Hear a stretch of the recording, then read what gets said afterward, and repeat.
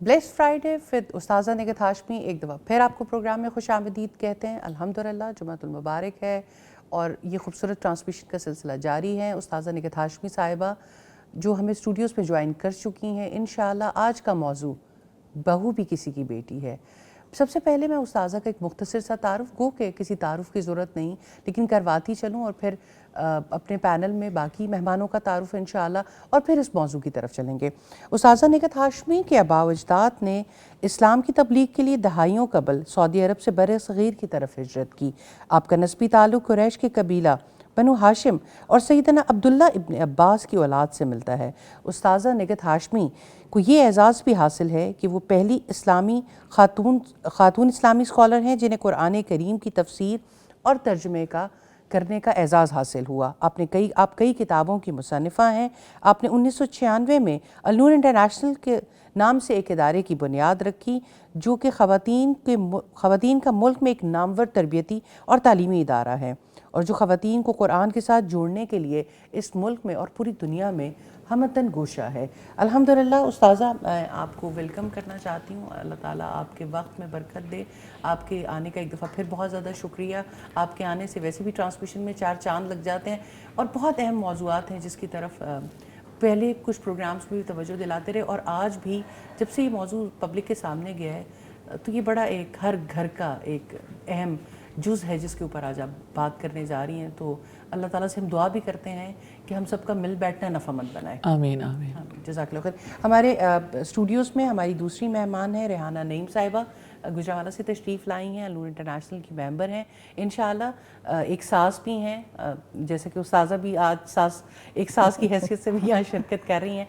तो मुझे उम्मीद है इंशाअल्लाह कि बहुत सारे तजर्बात से हम आज फ़ायदा उठाएँगे इंशाअल्लाह। इंसान के बारे में कहा जाता है और ख़वातीन के बारे में ख़ुसूसी तौर पे कि उनकी 3 माएँ होती हैं। एक माँ जो इंसान को आसमान से ज़मीन पर लाने का सबब बनती है। दूसरा वो माँ जो उसको किसी नए घर में और नए रिश्ते में लेकर जाती है। और तीसरी वो माँ जो उसे ज़मीन से उठा के आसमान तक ले जाती है, यानी कि उसकी उस्ताद।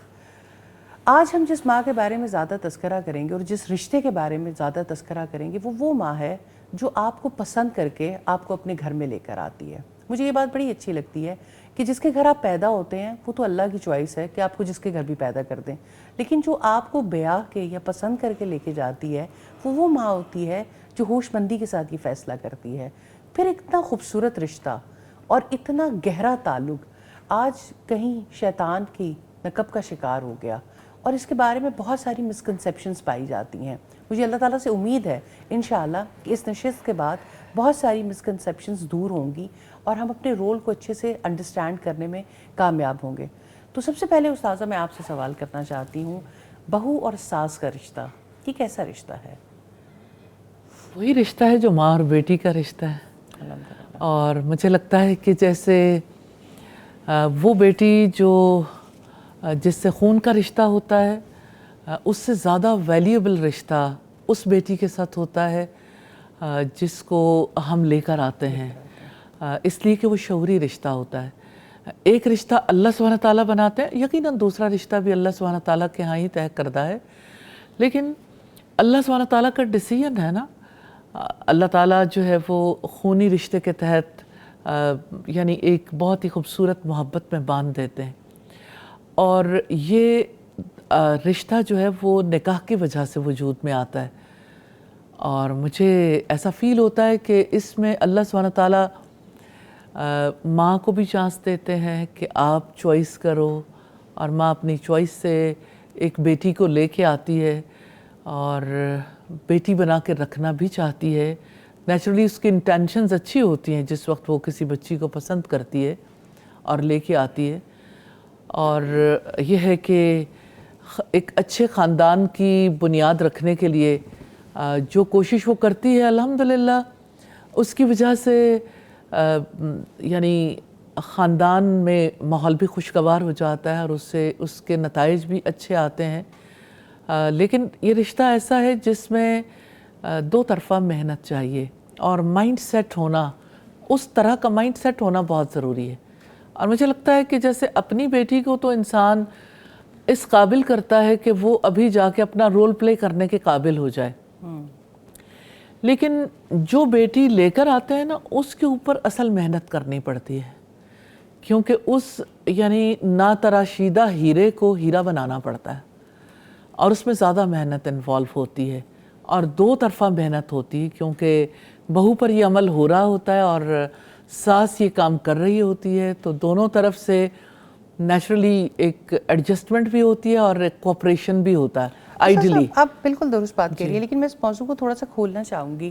نارملی ہمارے یہاں پر جب ویسے تو رشتے جن بنیادوں پر کیے جاتے ہیں اس کے حوالے سے بھی ہمیں اسلام میں گائیڈ لائن ملتی ہے, لیکن جب بہویں تلاش کی جاتی ہیں تو کیا یہ ساری چیزیں پیش نظر رکھی جاتی ہیں کہ وہ اگلی نسل کی تربیت کی ضامن ہوں گی, وہ آپ کے خاندان آپ کی لیگیسی کو آگے چلا رہی ہوں گی, یا اس وقت ساسوں کا پیش نظر کچھ اور چیزیں آ جاتی ہیں؟ دو باتیں اس وقت میں کرنا چاہوں گی. ایک تو یہ کہ اگر ہم اس موضوع پر کھل کے بات کرنا چاہتے ہیں تو ہمیں پہلے یہ بات کرنی چاہیے کہ ساس بہو کے رشتے کو اگر ہم ڈسکس کرنا چاہتے ہیں تو ہمیں ساس بہو کے رشتے کو نہیں, خاندان اور معاشرے کو ڈسکس کرنا چاہیے پہلے, کہ ایک خاندان سے پورا معاشرہ کیسے یعنی وجود میں آتا ہے, کئی خاندانوں سے مل کے آتا ہے, تو اس میں کیا ہم ایک عورت کا ایسا مائنڈ سیٹ پریپیئر کرتے ہیں بحیثیت قوم کے, کیا ہمارا ایجوکیشنل سسٹم اس کو سپورٹ دیتا ہے, کیا سوسائٹی اس کو سپورٹ دیتی ہے, کیا ہمارا ریلیجن اس کو سپورٹ دیتا ہے, کیا خاندان اس کو سپورٹ دیتا ہے. تو اگر آپ دیکھیں تو بنیادی طور پر ایک خاتون جس وقت بہو بن کے آتی ہے, بہو سے ساس تک کا سفر طے کرتی ہے, تو اس کے سامنے صرف اپنی ہی مثالیں ہوتی ہیں, ارد گرد کی مثالیں, اور وہ تلخ مثالیں ہوتی ہیں. جی اچھا, اب یہ کہ اس ایک کنڈیشنڈ مائنڈ سیٹ کے ساتھ اگر وہ جا کے بہو کا انتخاب کرے گی تو اس کے ذہن میں بھی کافی ساری انسیکیورٹیز ہوں گی. اس مائنڈ سیٹ کے ساتھ جس وقت اپنی بہو کے ساتھ وہ ڈیل بھی کرے گی تب بھی انسیکیورٹیز ہیں. بہو جب آتی ہے اس کا بھی ایک کنڈیشنڈ مائنڈ سیٹ ہوتا ہے, کیونکہ اسے بھی تیار کر کے بھیجا جاتا ہے کہ یہ محاذ جنگ ہے. جی بالکل. اگر اس کو اس نقطہ نظر سے بھیجا جائے تو نیچرلی اس مائنڈ سیٹ کے ساتھ وہ اچھی بچی جو بالکل یعنی ابھی تک تو جا رہی تھی اسکول, کالج, یونیورسٹی, کھیلتے بھاگتے دوڑتے, اب اس کو جو ہے وہ ایک رول پلے کرنا ہے, اسے نہ تو ایجوکیشنل انسٹیٹیوشن نے سپورٹ کیا, نہ فیملی نے پازیٹیو رول کے لیے اس طرح سے سپورٹ کیا. عمومی طور پر ایکسیپشنل کیسز تو ہوتے ہی ہیں, نہ ہی یعنی اس کے لیے سوسائٹی نے کوئی ذمہ داری قبول کی, نہ خاندان نے قبول کی. خاندان جو رول پلے کرتا ہے تو اس میں اگر آپ دیکھیں تو یعنی کبھی آپ نے شادی کے جو گانے گائے جاتے ہیں ہمارے یہاں, اور یعنی اس موقع پر جو نصیحتیں کی جاتی ہیں, نیچرلی آپ بھی اس سوسائٹی کا حصہ ہیں اور آپ سب جانتے ہیں کہ اس موقع پر جو مائنڈ سیٹ پریپیئر کیا جاتا ہے اس کو پورے طرح سے ہتھیاروں سے لیس کیا جاتا ہے کہ آپ کی نظر کیسے پڑنی چاہیے, اور آپ کے ذہن میں خیال کیسا آنا چاہیے, اور آپ نے کس کس طریقے سے جو ہے وہ اس رشتے کو خراب کرنا ہے. یعنی مقابلہ کے لیے تیار رہنا ہے. مقابلے میں یہ ہے نا کہ آپ نے یعنی مقابلہ یوں ہے نا کہ دو فریق ہیں باہم, دو فریق, اور ایک فریق نے دوسرے فریق کو چت کرنا ہے, ہرانا ہے. تو مجھے ایسا فیل ہوتا ہے کہ صرف اتنا نہیں ہوتا مقصد کہ ہرا دیا جائے. اس کا مقصد یعنی ہرانے کے بعد چلو جنگ ختم ہو جائے, یہ کبھی ختم نہ ہونے والی جنگ ہے. یعنی بہو جو ہے وہ بیٹا لے کے الگ بھی ہو جائے, خاندانی زندگی میں جو بھی چینجز آ جائیں, یہ تلخیاں کبھی ختم ہی نہیں ہوتی. اور اس کے ریزن آپ یہ سمجھتی ہیں کہ وہ مائنڈ سیٹ ہے جو پہلے سے سوسائٹی میں بنا دیا گیا. مجھے یہ فیل ہوتا ہے کہ ہم سب کو سوچنا چاہیے کہ ہم نے کیا رول پلے کیا سوسائٹی کو, معاشرے کو بنانے کے لیے, اور اس کے لیے यानी एक एजुकेशनल सेटअप में जो एक हुकूमती सतह पर जो रोल होना चाहिए, रिलीजियस पॉइंट ऑफ व्यू से देखें, सोसाइटी के अफराद की जिम्मेदारियों के हवाले से देखें, ख़ानदानी एतबार से देखें, कहीं भी किसी ने अपना रोल वाकई इस एतबार से प्रिपेयर किया है, यानी अपना रोल प्ले किया है, तो हम देखते हैं कि ओवरऑल यानी इसके ऊपर हमारी सोसाइटी में जैसा काम होना चाहिए था वैसा हुआ नहीं जी। Unfortunately. सोसाइटी के जिस भी पहलू को खोलते हैं हमें यही पता चलता है कि एजुकेशन की बड़ी वाज़ेह कमी रही है। यानी ज़िंदगी गुजारने के लिए जितने उलूम की ज़रूरत थी वो तो एजुकेट किए ना गए, और जो बहुत सारी स्किल्स थी, जो कि मैं ये नहीं कहती कि, लेकिन बहुत सारी चीज़ें हैं जो गैर ज़रूरी भी लगती हैं कि जहाँ हम इतनी ज़िंदगी में हमें इतने सारे मौज़ूआत पढ़ाए जाते रहे, इतने सब्जेक्ट्स पढ़ाए जाते रहे, वो उसमें कहीं भी लाइफ स्किल्स का तस्करा और ये लाइफ स्किल्स जो इंसान की ज़िंदगी का हिस्सा है वो गायब हैं। आपकी बात ट्रू है कि हमारी सोसाइटी में इसको बुनियादी नहीं बनाया गया, रिश्ते को अहमियत ही नहीं दी गई, और रिश्तेदारियों को वो, यानी ओवरऑल अगर हम देखें तो हम जिस यानी हम कहते तो हैं कि हम मुसलमान हैं और हम कहते तो हैं कि हमारा दीन जो है वो इस्लाम है, लेकिन प्रैक्टिकली हम उसे बरतते कैसे हैं? हम क्या वाकई अपनी ज़िंदगियों में इस्लाम के सुनहरी उसूलों पर अमल पैरा होते हैं? हम वाकई अपने ख़ानदान को उस तरह बनाना चाहते हैं जैसे रसूलुल्लाह सल्लल्लाहु अलैहि वसल्लम ने अपना ख़ानदान बनाया था, जैसे आप सल्लल्लाहु अलैहि वसल्लम अपनी अज़वाज के साथ सलूक करते थे, जैसे आप सल्लल्लाहु अलैहि वसल्लम अपनी बेटी और अपने दामाद के साथ सलूक करते थे? हमारे सामने मिसालें तो बहुत हैं, सहाबे कराम की, सहाबियात की, अल्लाह के रसूल सल्लल्लाहु अलैहि वसल्लम ने जिस तरह से एक माशरे को तामीर किया, तो जाहिली माशरा तालीमी के ज़रिए से एक सौले माशरा बना था। सही। तो आज भी जाहिली माशरा जो है, मैं इसे जाहिली माशरा समझती हूँ माजरत के साथ, चाहे डिग्रियों की भरमार लगे। तालीम की कमी है और बुनियादी तालीम की इतनी बड़ी कमी है, बिल्कुल ऐसा और वो ही तालीम जो हमारे लिए ज़रूरी थी उसकी कमी है, तो उसको हम यही यानी लाइफ के लिए जो चीज़ चाहिए थी उस चीज़ पर तवज्जो नहीं दी गई। ढूंढने वाला सितारों की गुजरगाहों का अपने अफकार की दुनिया का सफ़र कर न सका, वो जिसने सूरज की शुआओं को गिरफ्तार किया, ज़िंदगी की शबे तारीख सहर कर न सका। तो बुनियादी तौर पर हमने अपनी ज़िंदगी के लिए एजुकेशन को जो है वो फोकस नहीं किया एज अ नेशन, जिसकी वजह से यानी हमारा हर रिश्ता, आप किसी रिश्ते को उठाएंगे हर रिश्ता मुतासिर है। और आपने ये सवाल किया था, दूसरी बात जो कहना चाहती हूँ, आपने सवाल किया था कि एक सास जब अपनी बहू का इंतखाब करने जाती है, तो ये बात जहन में रखिएगा, कंडीशन माइंडसेट है ऑलमोस्ट हर एक का। उसने क्या देखना है? रसूलुल्लाह सल्लल्लाहु अलैहि वसल्लम ने फरमाया था 4 चीज़ें जिनकी बुनियाद पर रिश्ते किए जाते हैं, हसब नसब, माल जमाल और दीनदारी। तुम दीनदारी को तरजीह देना। दीन से मोहब्बत किसको है? दीनदारी को तरजीह कौन देना चाहता है? यहाँ तो यानी एक ऐसे बुत को लाना चाहते हैं जो बना संवरा हो, खूबसूरत हो, लेकिन जो ही वो बुत घर आता है तो उस बुत के बारे में ये सोचा जाता है अब ये फौरी तौर पर जो है वो एक सौले, अच्छा, नेक इंसान बन जाए। तो आप देखें कि बुत परस्ती तो पहले खुद सास ही करती है ना। जी बिल्कुल ऐसे ही, बिल्कुल बुतों का इंतखाब भी वही करती है। उस इस मौजू को भी खोलने की बहुत ज़्यादा ज़रूरत है, और फिर एक बहुत बड़ी डिबेट है कि मुश्तरका ख़ानदानी निज़ाम या अलग ख़ानदानी निज़ाम, इन सारी चीज़ों पर भी बात करेंगे। मैं पूछना चाहती हूँ रेहाना जी से कि पाकिस्तानी माशरे में बहू और ससुराल के दरमियान बहुत सारी गलत फहमियाँ या दकियानूसी तसव्वुरात हैं जिन्हें दूर करने की ज़रूरत है। आप क्या समझती हैं, हल क्या है? आप भी माशाअल्लाह बहुओं वाली हैं। अल्हम्दुलिल्लाह मैं 38 साल से जॉइंट फैमिली में हूँ। अच्छा, आप खुद 38 जी साल अल्हम्दुलिल्लाह। तो शुरू में लगता था कि ये मुश्किल है, इसके नुकसानात ज़्यादा हैं, क्योंकि थोड़ी ख्वाहिशात फिर रोकनी पड़ती हैं ना, कंट्रोल करनी पड़ती हैं, कुछ थोड़ी थोड़ी काट छांट भी होती है। तो लेकिन फ़वाइद ज़्यादा थे। ये आहिस्ता आहिस्ता मुश्तरका ख़ानदानी निज़ाम उसमें फ़वाइद जो जी अल्हम्दुलिल्लाह और अभी भी हैं, ये है कि उसके फ़वाइद जब आहिस्ता आहिस्ता सामने आए तब पता चला कि नहीं। रेहाना ये ज़रूर बताइए कि फ़वाइद क्या है ना इसके। जी उस्ताद जी, जैसे वालिदैन है ना, माँ बाप बहुत बड़ी रहमत हैं, सास ससुर हैं, घर के बड़े हैं, बहुत बड़ी रहमत हैं ये। उनके होते हुए खुशियाँ बहुत बड़ी हो जाती हैं और गम सिमट जाते हैं। मेरे साथ तो ऐसा ही हुआ। मेरी हर खुशी में میرے امی ابو نے بہت زیادہ اس کو بہت دعائیں دیں اس میں بہت الحمدللہ. لیکن زندگی میں اتنے ایسے مقامات بھی آتے ہیں جہاں اپنوں کی بہت ضرورت ہوتی ہے نا, اللہ تعالیٰ کی رحمت کے ساتھ یا بعد. جی. تو ایسے ہی ایک حادثے میں میرا بڑا بیٹا حسن, اس کی ڈیتھ ہوئی. اس کے 3 بچے تھے, بہو بھی ظاہر ہے ینگ تھی, میری بھانجی ہے. تو اکیلی تو میں کچھ نہیں کر سکتی تھی نا اس کنڈیشن میں.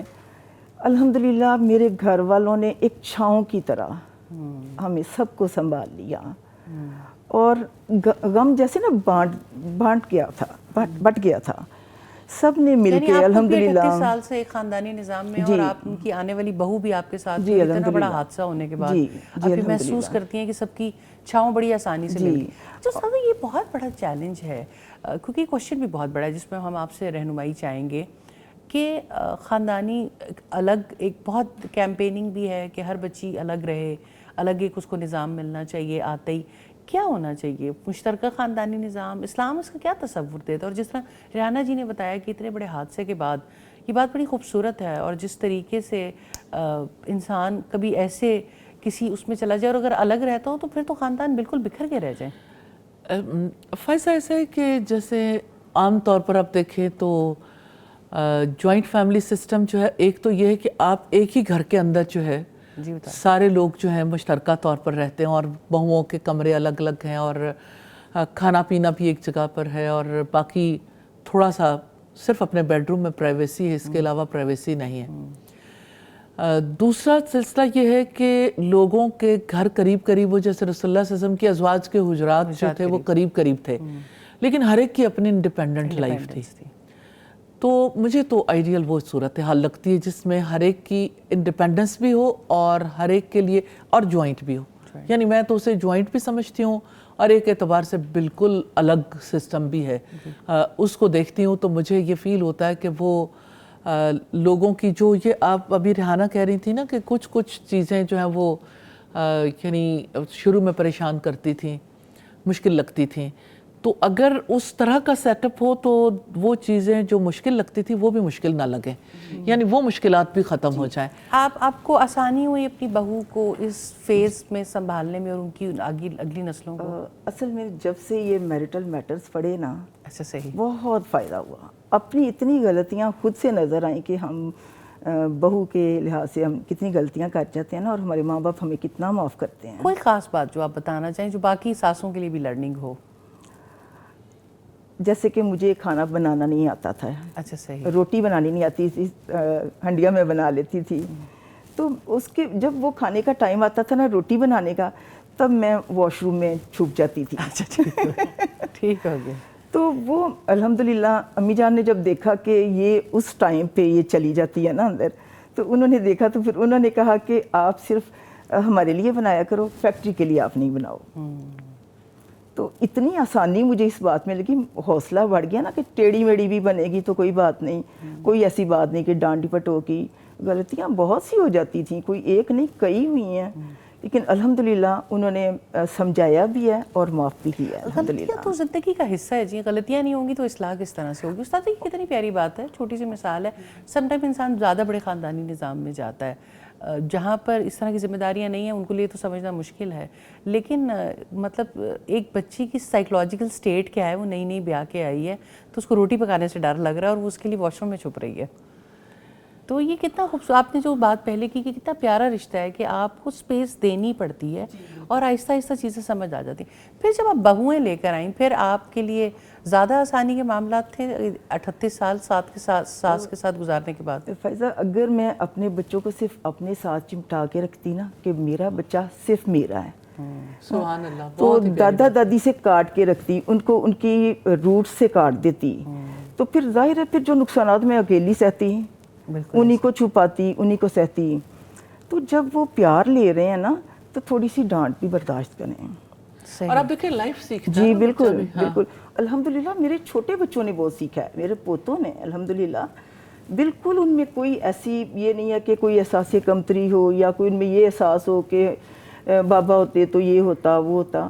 ان کو ہم لوگ کہتے ہیں کہ آپ لوگوں کو تو اللہ تعالیٰ نے چانس دی ہے نا گفٹس بھیجنے کا, تو وہ بھی سیکھتے ہیں, ہم بھی سیکھتے ہیں. جی جزاک اللہ. سکھانے سے ہم لوگ بہت سیکھتے ہیں نا, بڑے بھی اور چھوٹے بھی.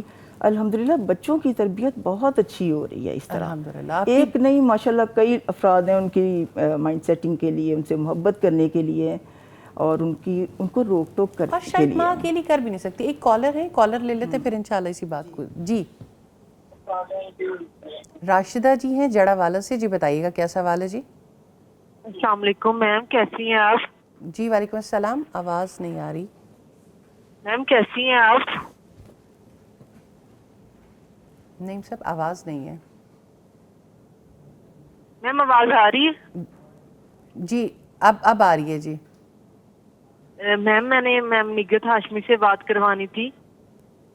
جی کیجیے گا. استاذہ سن رہی ہیں, آپ سن پا رہی ہیں؟ جی میں سن رہی ہوں. جی مجھے ان کے ساتھ نا اللہ کے لیے بہت پیار ہے. میں ان کے بہت دور دور بیان جو ہوتے ہیں نا وہ بھی سننے کے لیے جاتی ہوں. مجھے ان کے ساتھ بہت انسیت ہے. یہ دعا ہماری کے لیے بہت بڑی, میرے لیے دعا کریں کہ اللہ تعالیٰ مجھے ساتھ دے اور مجھے کوئی وظیفہ بتا دے تو مجھے معاف بھی کر دے. جی آواز میں کچھ ڈسٹورشن ہے. ہم کال انشاءاللہ دوبارہ لیتے ہیں, اور آپ موضوعات سے ریلیونٹ کوئی بھی سوال پوچھ سکتے ہیں, اور پیغام کی اسکرین پہ دیے ہوئے نمبروں پہ کال بھی کر سکتے ہیں. بس جب آپ کال کریں تو اپنے ٹی وی کا جو مائک ہے اس کو میوٹ رکھیے گا, جو اب والیوم ہے, تاکہ آپ کو ہم آسانی سے سن سکیں اور آپ ہمیں آسانی سے سن سکیں. جی استاذہ یہ جو بات ہو رہی تھی اس کے بارے میں آپ کچھ کہنا چاہیں؟ دیکھیں فائزہ, یہ ایک آئیڈیل ماحول ہے جی, جس میں ساس بھی یعنی بہو کو بسانا چاہتی ہے اور محبت دینا چاہتی ہے, اور اس کی جو شارٹ کمنگ ہے اس کو ایڈجسٹ بھی کر رہی ہیں اور ان کو آگے بڑھا رہی ہیں. لیکن میں یہ کہتی ہوں کہ ایکچولی ہونا یہی چاہیے کہ ساس تو ایک مدرسہ ہے, اسکول ہے, ساس ایک انسٹیٹیوشن ہے, ساس مستقبل بنانے والی ہے, ساس تو سوسائٹیز کو بنانے والی ہے اور اپنی نسلوں کو چلانے والی ہے اور نسلوں کے لیے کام کرنے والی ہے. آپ دیکھیں ان کی وجہ سے آج ریحانہ ایک اچھی ساس ہے ماشاءاللہ, یعنی وہ اپنی آئندہ آنے والی نسل کو سنبھالنے والی ہیں الحمدللہ, اور اپنی بہو کو اللہ تعالیٰ سنبھالنے کی طرف سے ذمہ داری تو بھی یہ یعنی کہ زیادہ نسل در ڈال دی نسل اسی طرح سلسلہ چلتا ہے. لیکن ہر جگہ پہ تو صورتحال ایک جیسی نہیں ہوتی, بالکل ایسے ہی. اور یہی سب سے زیادہ سوسائٹی کا دکھتا ہوا مسئلہ ہے, اور میں سمجھتی ہوں اس کا ایک ہی حل ہے, ساس اور بہو کی تعلیم. صحیح. اگر یہ زندگی کی تعلیم حاصل نہیں کریں گے, انفارملی فارملی سوشل میڈیا کے تھرو اتھینٹک سورس سے, آپ کہیں بھی گھر بیٹھے ہوئے کسی جگہ پہ جا کے سیکھنا چاہیں, لیکن اپنے رشتے کو سیکھیں. آپ کہیں کتابی باتیں سیکھتے ہیں اور کہیں عملی باتیں سیکھتے ہیں. تو عمل سے سیکھنا بہت آسان ہوتا ہے, لیکن نیچرلی ہر ایک کے لیے وہ ساری چیزیں اویلیبل نہیں ہوتی, لیکن جو اویلیبل ہو سکتا ہے اس کو ضرور سیکھنا چاہیے. اور میں یہ سمجھتی ہوں کہ یہ ایک اچھی صورتحال تھی, لیکن ریحانہ سے بھی اگر پوچھئے تو اس سسٹم میں آپ نے جو مشکلات محسوس کی اس ریفرنس سے ضرور بتائیے. کہ جیسے مثال کے طور پر ایک بچی ہے, وہ یعنی رشتوں کی نوعیت کو سمجھتی ہے, اللہ سبحانہ تعالیٰ کی حدود میں رہنا چاہتی ہے, تو کیا یعنی کہ ان حدود میں رہتے ہوئے یعنی یہ ممکن ہے کہ خاندانی نظام میں ان کی پابندی اتنی آسانی سے کی جا سکے جہاں پہ سب ایک جگہ بیٹھ کے کھانا کھاتے ہوں, جبکہ اللہ کے رسول صلی اللہ علیہ وسلم نے فرمایا تمہارا دیور تو تمہارے لیے موت ہے. تو نیچرلی یعنی کہ یہ اتنے خوبصورت رشتے بھی ہیں, لیکن احتیاط ہے نا کہ ان رشتوں میں احتیاط زیادہ ضروری ہے. تو اس میں یعنی آپ کیا فیل کرتی ہیں کہ یعنی آپ کے یہاں کس طرح سے اس کو مینیج کیا گیا؟ سوری میں انٹرفیئر کرنا چاہتی ہوں. ایک چھوٹی سی بریک لینی ہوگی, وقت بریک کا ہے, اس کے بعد انشاءاللہ یہ جواب لیں گے. اور جی جو راشدہ صاحبہ سی جڑا والا سے, یہ آپ سے دعا کی درخواست کری تھی, آواز کی خرابی کی وجہ سے آپ تک بات نہ پہنچ سکی, تو آپ ان کے حق میں دعا ضرور کرتے ہیں. جی اللہ سبحانہ تعالیٰ آپ کی جو دعا آپ کروانا چاہتی ہیں اللہ تعالیٰ یقیناً قریب ہے, سننے والا ہے. درخواست ہے رب العزت سے کہ آپ کی ساری دعاؤں کو قبول فرمائے. ایک مختصر سے وقفے کے بعد انشاءاللہ دوبارہ آتے ہیں اور جو خوبصورت سوال استاذہ نے پوچھا ہے ریحانہ جی سے, اس کا جواب لیں گے.